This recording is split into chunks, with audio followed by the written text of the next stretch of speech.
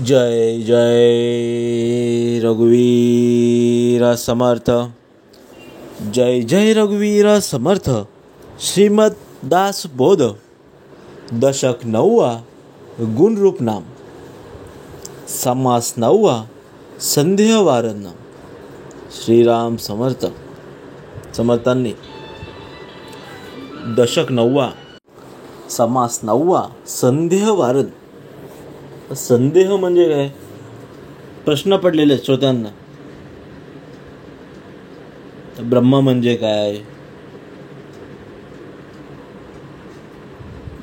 ते कसं आहे? त्यांची सृष्टी कशी आहे? श्रोत्यांना भरपूर प्रश्न पडले आणि समर्थ त्यांचं निरूपण करतात. आता ते आपल्याला श्रवण करायचे. ब्रह्म वारिता वारेना, ब्रह्म सारिता सारीना, ब्रह्म काही ओसरेना एकीकडे. जय सद्गुरू. श्रोते, येथे आपली शंका बोलून दाखवत आहेत की ब्रह्माचे निवारण करू म्हटले की ते करता येत नाही. ब्रह्माला बाजूला सारावे म्हटलं तरी ते आपल्याला सारता येत नाही. आणि त्यात कमी जास्त करावं जरी वाटलं तरी आपल्याला ते करता येत नाही. तर काय करावे? परत अजून एक समस्या. ब्रह्मा भेदिता भेदेना, ब्रह्मा छेदिता छेदेना, ब्रह्मा परता होईना केले तरी. ब्रह्मास भेदावे म्हटले तरी भेदले जात नाही, छेदावे म्हटले तरी छेदले जात नाही, मागे पुढे ढकलावे म्हटले तरी ते ढकलले जात नाही. मग काय करावे? ब्रह्मा खंडेन अखंड, ब्रह्मे खंडे, ब्रह्मे नाही दुसरे बंड, तरी कैसे हे ब्रह्मांड. सिरिकलीमध्ये म्हणजे ब्रह्मांचे तुकडे करावे म्हटले तरी तुकडे करता येत नाही. जे ब्रह्म अखंड आहेत त्याच्याशिवाय दुसरे काहीच अस्तित्वात नाही आहे. आणि ब्रह्मांड त्याच्यामध्ये कसं काय शिरले? हे शोधण्याचे प्रश्न आहेत. अजून प्रश्न दिलेत पुढे त्यांनी. पर्वत पाषाण शिळा शिखरे, नाना स्थळे स्थळांतरे, भूगोल रचना कोण प्रकारे, झाली परब्रह्मी. म्हणजे पर्वत, पाषाण, शेळे, दगड, शिखरे इत्यादी नाना इत्यादी भूगोल रचना असलेल्या परब्रह्माच्या ठिकाणी कशी काय आली? भूगोळ आहे ब्रह्मामध्ये, ब्रह्म आहे भूगोळामध्ये, पाहत एकेकामध्ये प्रत्यक्ष दिसे. तुम्हाला सांगतात पृथ्वी ब्रह्मामध्ये आहे आणि ब्रह्म पृथ्वीमध्ये आहे. हे एकमेकाचे एक आहे हे प्रत्यक्ष दिसून येते. ब्रह्मी भूगोळे पैसा केला आणि भूगोळही ब्रह्मे भेदिला, विचारा पाहता प्रत्यय आला प्रत्यक्ष आता. म्हणजे ब्रह्माच्या ठिकाणी पृथ्वी जागा व्यापते आणि पृथ्वीला भेदून ब्रह्म आहेच. आणि असा प्रत्यक्ष प्रत्ययही विचाराच्या योगे येतो. ब्रह्मे ब्रह्मांड भेदिले, हे तो पाहता नीटची झाले, परिब्रह्मास ब्रह्मांडे भेदिले, हे विपरीत दिसे. म्हणजे ब्रह्म अत्यंत सूक्ष्म असल्याने त्याने ब्रह्मांड भेटते. आणि ही गोष्ट विचार करून पाहिली तर आपल्याला ठीक वाटते, पण ब्रह्माला ब्रह्मांडाने भेदले हे विपरीत वाटते जरा. भेदिले नाही म्हणावे, तरी ब्रह्मी ब्रह्मांड स्वभावे, हे सकळांचं अनुभवे दिसत आहे. समज म्हणतात भेदले नाही म्हणावे, तर ब्रह्माच्या ठिकाणी स्वाभाविकरित्या ब्रह्मांड आहे आणि हे सगळ्यांना अनुभवावरून कळून येते. तरी हे आता कैसे झाले, विचारून पाहिजे बोलिले, ऐसे श्रोती आक्षेपिले, आक्षेपे वचन. म्हणजे हे सर्व श्रोत्यांचे प्रश्न ऐकून घेतल्यावर आता एक असं कसे झाले असा विचार करून आम्हाला सांगा, असं श्रोत्याने वक्त्याला प्रश्न केलाय. याचे प्रत्युत्तर सावध ऐका निरोत्तर, येथे पडलेली की विचार संदेहाची. समोर सांगतात की आता या प्रश्नाचे उत्तर सावध ऐका, सावध होऊन ऐका म्हणजे तुम्ही निशंक व्हाल. आणि इथे काही शंका निर्माण होतात त्या निशंका होतील. ब्रह्मांडी नाही मनोतरी दिसे, आणि दिसो मनोतरी नासे, आता हे समजती कैसे, श्रोतेजन. मग सांगतात ब्रह्मांडी नाही म्हणावे तरी ते डोळ्यानं दिसते, आणि जे दिसते तरी ते नाश पावते. आता या श्रोत्यांनी सर्व अर्थ नीट समजून घ्यायचंय. समर्थ सांगतात तव श्रोती झाली उद्दिष्ट, आहो म्हणती साव चित्त, प्रसंगी बोलो उचित प्रत्युत्तर. हे ऐकून श्रोते उत्साहित झाले आणि म्हणाले, आम्ही लक्ष देऊन ऐकतोय, श्रवण करतोय. तेव्हा वक्ता म्हणाला, प्रश्नाचे उत्तर आता देणार आहे, तुम्ही श्रवण करा. आकाशी दीपास लाविले, दीप आकाशे परते केले, हे तो घडे ना पाहिले, पाहिजे श्रोती. समोर सांगतात आपण जर आकाशात दीप लावले तरी त्यामुळे त्या दीपांनी आकाशात बाजूस सारते, आणि असं तर घडूच शकत नाही. हे श्रोत्यांनी लक्षात घेतलं पाहिजे. आप तेज अथवा पवन, सारून शक्ती गगन, गगना पाहता सघन, चळेल कैचे. आप, तेज आणि वायू हे तिन्ही भूते आकाशात बाजूला सारू शकत नाहीत, आणि आकाश घनदाट सर्व सारखेच आहे, ते कसे चढेल. समर्थ सांगतात अथवा कठीण झाली मेदनी, तरी गगनी केली चालणे, पृथ्वीचे सर्वांग भेदुनी, राहिले गगन. समर्थ सांगतात अथवा पृथ्वी अत्यंत कठीण आहे, तरी आकाश त्या पृथ्वीच्याही अनुरूनच व्याप्त आहे, आणि तो अत्यंत सूक्ष्म असल्याने त्याची जणू काही पृथ्वीला भेदून तिची चाळणी करून तिचे सर्व भेदून गगन तिथेच राहिलेले. याचे प्रचित कैसे ऐसी असे, जे जडत्व आले तितके नासे, आकाश जैसे तैसे असे चळणार नाही. म्हणजे याची प्रचिती अशी आहे की जी जडत्वास येते ते सर्व नाश पावते, आणि आकाश अत्यंत सूक्ष्म असल्याने ते जसेच्या तसेच असते, आणि ते चढणारच नाही. वेगळेपण पहावे, तयांचं आकाश म्हणावे, अभिन्न होता स्वभावे, आकाश ब्रह्म. म्हणजे आकाश वेगळेपणाने पाहता येते. समोर सांगतात आपण आकाश वेगळेपणाने पाहू शकतो, म्हणून त्याला पंचमहाभूतापैकी एक भूत आहे हे तर म्हणावंच लागेल. आणि हे जर अभिन्नपणे पाहता येईल तर आकाशात व ब्रह्मात काही फरक राहणार नाही, आणि त्याला ब्रह्मच म्हणावं लागेल. तस्मात आकाश चळेना, भेद गगनाचा कळेना, भासले ब्रह्म त्यास जाना, आकाश म्हणावे. म्हणून आकाश चळत नाही, आकाशाचे स्वरूप आपल्याला नीट कळत नाही, आणि त्याला पाहू गेल्यास ते ब्रह्मासारखे वाटते, ते आकाश होय. निर्गुणे ब्रह्मस भासले,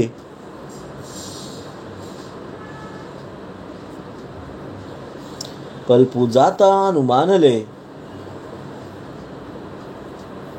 म्हणून आकाश बोलिले कल्पनेसाठी. म्हणजे ते निर्गुण ब्रह्मासारखेच आहे, पण त्याची कल्पना आपण करू शकतो, पण अनुमान करता येत नाही. म्हणून निर्गुण ब्रह्म जे निर्विकल्प आहे, निराकार आहे, याची कल्पना आकाशावरून येऊ शकते. कल्पनेसी भासी भास, तुझके जाणावा आकाश, परब्रह्म निराभास निर्विकल्पी. म्हणजे कल्पनेने जे भासते ते आकाश जाणावे, आणि परब्रह्म निराभास आणि निर्विकल्प आहे.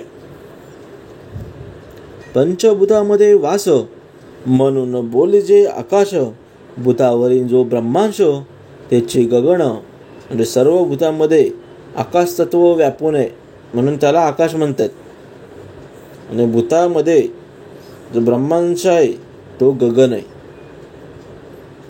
प्रत्यक्ष होते जाते, अचळ कैसे म्हणावे त्याते, म्हणून या गगनाते भेदिले नाही. म्हणजे गगनाच्या ठिकाणी दीपादी दृश्य प्रत्यक्ष होते आणि जाते, पण तो गगनात त्यामुळे काहीच बदल होत नाही आणि ते अचल ब्रह्म नव्हे. पृथ्वी विरो न उरे जीवन, जीवन नसता उरे अग्न, अग्न विजता उरे पवन, तेही नासे.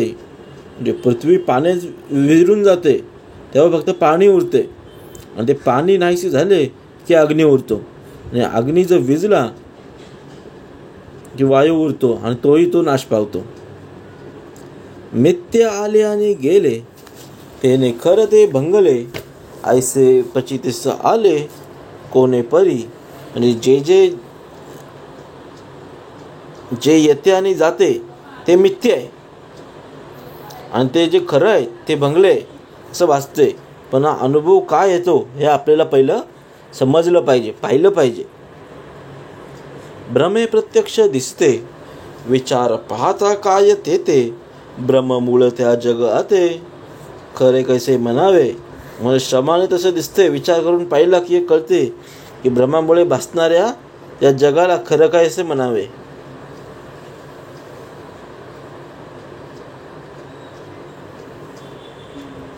भ्रम शोधिता काहीच नाही, ते भेदिला कोणी काही, भ्रमे भेदिले म्हणता ठाई, भ्रमची मिथ्या.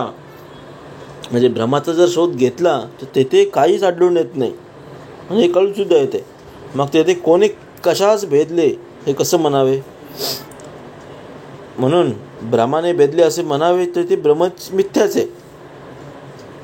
भ्रमाचे रूप मिथ्या झाले, मग सुख म्हणावे भेदिले, मुळी लटके त्याते केले, तेही तैसे. म्हणजे भ्रमाचे रूप मिथ्या झाले, तेथे मग खुशाल भेदिले असे म्हणावे. मग मुळातच जो खोटा आहे त्याने जे केले ते खोटेच असते. लटक्याने उदंड केले, तर यामुचे काय गेले, केले म्हणताच नातिले, शहाणे जाणती. म्हणजे खोट्याने उदंड केले असं धरलं तरी आपलं काय गेले. शहाणे लोक जाणतात की त्याने केले असं म्हटलं जातं, तरी वास्तविक काहीच घडलेले नाही. सागरामध्ये खसखस, तैसी परब्रह्मी दृश्य, मतीसारखा मती प्रकाश, अंतरी वाळे. म्हणजे परब्रह्माच्या ठिकाणी विश्व हे सागरात खसखस तसं समजतात. माणसाची जेवढी बुद्धी असेल तेवढा त्या बुद्धीचा प्रकाश म्हणजेच ज्ञान अंतरात वाढते.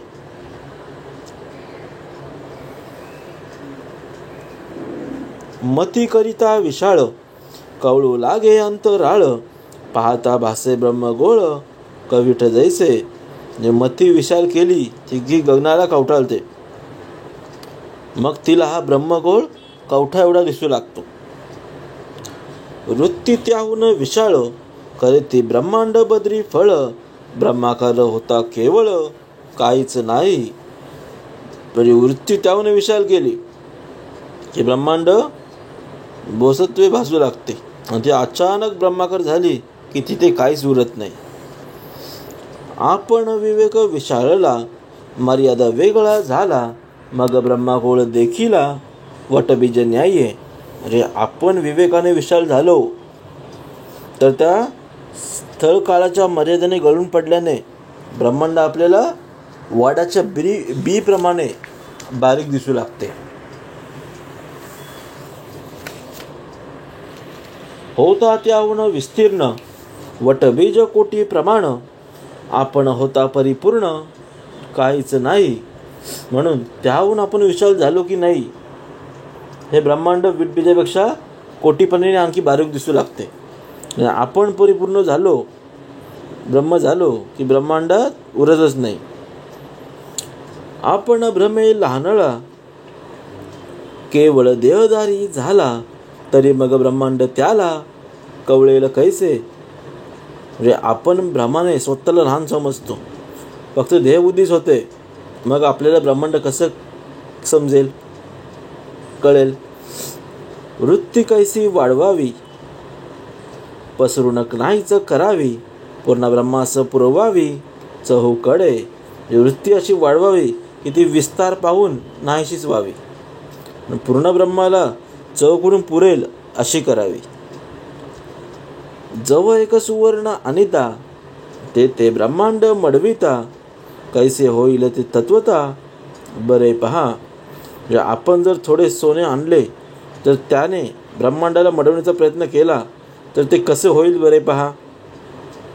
वस्तुवृत्तीस कवळे तेने वृत्ती फाटून वितुळे, निर्गुणात्माचं निवळे जैसा तैसा.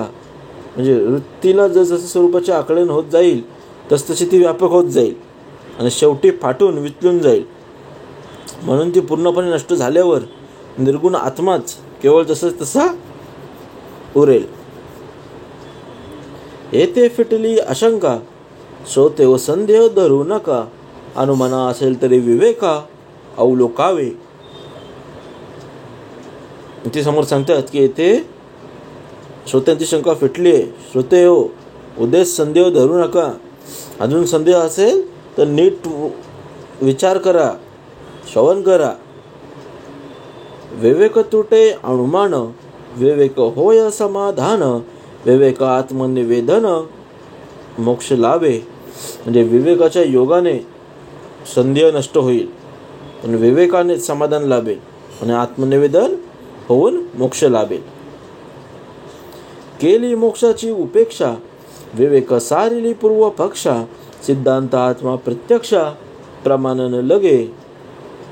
म्हणजे मुक्तपणाला जो विसरला तो अशा रीतीने विवेकाच्या बळावर पूर्व पक्षाला म्हणजे सारा मायेलाच बाजूला सारल्याने, तिचा त्याग केल्याने सिद्धांत स्वरूप जो आत्मरूप तोच आहे तोच तो होतो आणि स्वानुभव असल्याने त्याला दुसऱ्या प्रमाणाची आवश्यकता राहत नाही. हे प्रचितीचे उत्तर कळती सारे विचार, मनन द्यासे साक्षात्कार पावन होईजे. म्हणजे हे सर्व प्रचितीचे बोलणे आहेत. सारासार विवेकाच्या योगाने त्यातील रहस्य कळेल, त्याचे मनन आणि निजध्यास केल्याने आत्मसाक्षात्कार होईल. ते झाल्यावर तुम्ही पावन व्हाल. हे प्रचितीचे उत्तर कळती सारासार विचार, मनन द्यासे साक्षात्कार पावन होईजे. इति श्रीदास बोधे गुरु शिष्य संवादे संदेह वारण नाम समास 9. जय जय रघुवीर समर्थ.